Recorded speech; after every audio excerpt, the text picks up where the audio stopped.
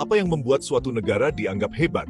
Barangkali ada 1001 faktor yang perlu dipertimbangkan. Biaya, keamanan, stabilitas politik, pemandangan, dan masih banyak lagi.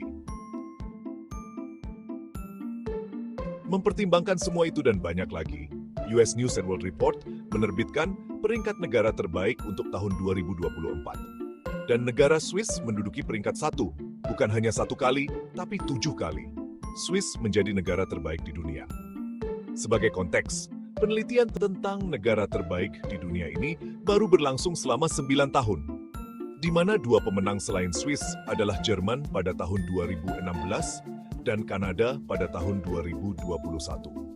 Tapi di negara terbaik sekalipun, terdapat sisi gelap yang jarang orang ketahui. Ini dia 4 diantaranya. Banyak orang berdarah-darah karena biaya hidup yang terlampau mahal.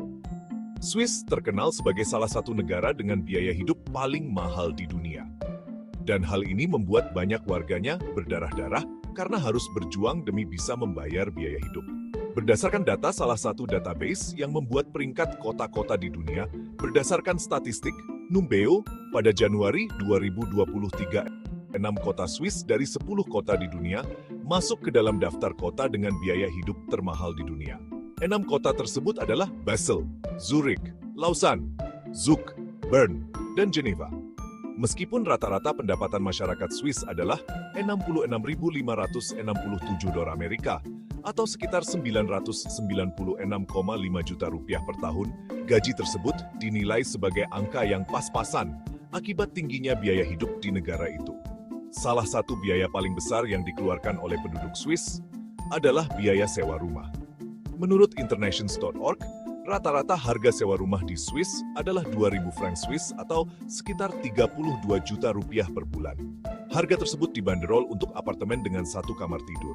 Selain itu, berdasarkan data Budget Direct pada tahun 2021, Swiss tercatat sebagai negara dengan rata-rata biaya masuk tol termahal di dunia, yaitu $26,52 Amerika atau sekitar Rp397.000. Banyak anak muda mewarisi utang asuransi. Setiap orang di Swiss tanpa terkecuali wajib membayar iuran asuransi kesehatan. Namun, malangnya, hal ini banyak memberatkan warga. Bahkan seseorang akan dianggap memiliki utang dan akan terus ditagih jika tidak membayarnya. Dilansir dari Swiss Info, biaya asuransi kesehatan wajib di Swiss rata-rata meningkat hingga 6,6% pada 2023. Angka kenaikan tersebut menjadi yang tertinggi sejak 2010. Rata-rata premi asuransi di Swiss akan meningkat menjadi 335 HF atau sekitar 5,4 juta rupiah per bulan. Bagi orang dewasa, biaya premi asuransi per bulannya adalah 397 HF atau sekitar 6,4 juta rupiah. Menurut laporan salah satu media Swiss, Linnews, seseorang yang telah berusia 18 tahun sudah diwajibkan untuk membayar asuransi. Bila ada orang tua yang tidak membayar asuransi, maka tagihan akan dialihkan kepada anaknya yang telah berusia 18 tahun. Salah satu perusahaan asuransi di Swiss mengaku secara otomatis akan memberikan peringatan pembayaran dan mengejar secara hukum kepada orang berusia 18 tahun bila mereka tidak membayar asuransi. Salah satu ahli hukum di Swiss, Claudia Odermatt, mengungkapkan bahwa banyak anak-anak muda di Swiss yang mewarisi dan harus menanggung utang asuransi orang tuanya. Tidak tanggung-tanggung, utang-utang tersebut umumnya bernilai 10.000 CHF atau sekitar 162 juta rupiah hingga 24.000 CHF atau sekitar 389 juta rupiah. Ketika seseorang memiliki utang, hal itu bisa menghalangi dia untuk mendapatkan pekerjaan hingga menyewa rumah. Banyak lansia tinggalkan Swiss karena tak sanggup dengan biaya hidup yang tinggi. Di Swiss, selain asuransi kesehatan, setiap warga negaranya juga diwajibkan untuk membayar iuran asuransi yang cukup tinggi untuk memperoleh tunjangan pensiun di hari tua. Mengutip laman Kekata, besar tunjangan yang akan diterima oleh pensiunan adalah 1.225 CHF atau sekitar 19,8 juta rupiah sampai 2.450 CHF atau sekitar 39,7 juta rupiah per bulan. Untuk memperoleh biaya pensiun maksimum, maka seseorang harus memiliki rata-rata pemasukan sekitar 86.040 CHF atau sekitar 1,3 miliar rupiah per tahun. Semakin tinggi gaji dan kontribusi asuransi seseorang, semakin tinggi pula dana pensiun yang akan diperoleh.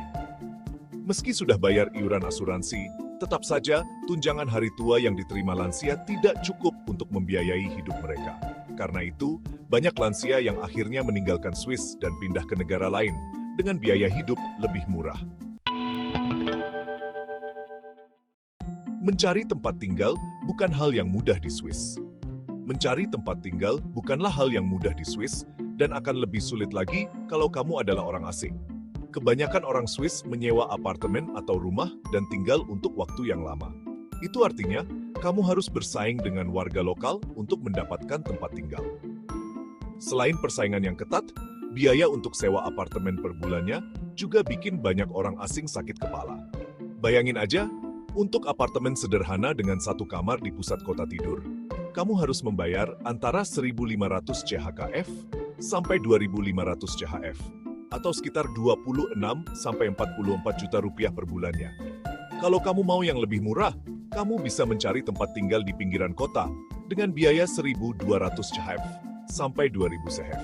Jadi, bagaimana ingin pindah ke negara terbaik di dunia dengan biaya yang sangat tinggi atau tetap tinggal di Indonesia tercinta?